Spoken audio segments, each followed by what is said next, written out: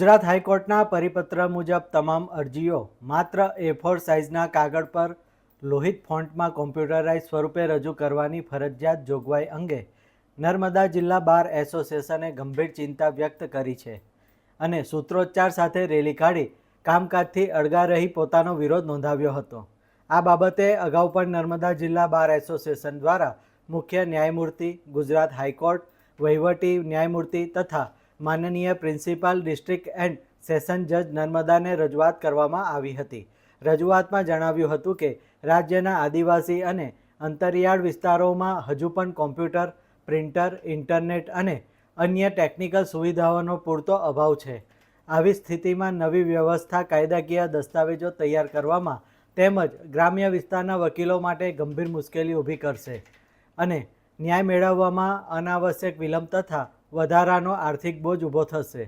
નર્મદા જિલ્લા બાર એસોસિએશને માંગણી કરી છે કે જ્યાં સુધી રાજ્યભરમાં જરૂરી માળખાકીય સુવિધાઓ ઉપલબ્ધ ન થાય ત્યાં સુધી હાથથી લખેલી અરજીઓ તથા ફૂલસ્કેપ કાગળની અરજીઓ અગાઉની જેમ જ સ્વીકારવામાં આવે।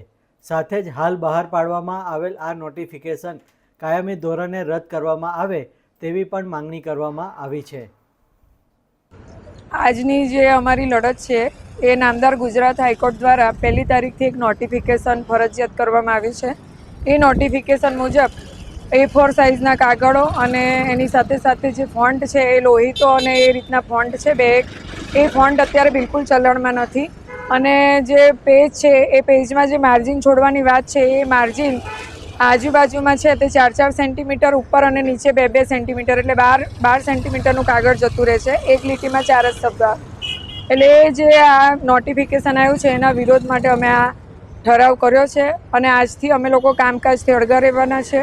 સોમવાર સુધીમાં જો આ નોટિફિકેશન પરત ખેંચવામાં નહીં આવે તો અમે આગળની જે ગાંધી ચિંધ્યા માર્ગે અમે અમારી લડત ચાલુ રાખીશું। એટલે અમે આ આપના માધ્યમથી નામદાર હાઈકોર્ટને કહીએ છીએ કે આનું જે અમલીકરણ છે એ પક્ષકારો માટે પણ ખૂબ ખર્ચાળ બને એમ છે, વકીલો માટે પણ ખૂબ ખર્ચાળ બને એમ છે। આપણો અંતરિયાળ વિસ્તાર છે તો અંતરિયાળ વિસ્તારોમાં આ પોસિબલ નથી, એટલે એવા સંજોગોમાં આ નોટિફિકેશન પરત ખેંચાય એવું અમે આપના માધ્યમથી નામદાર હાઈકોર્ટને અમે જણાવવા માંગીએ છીએ। વંદના ભટ્ટ, પ્રમુખ નર્મદા જિલ્લા bar association, member bar council of Gujarat.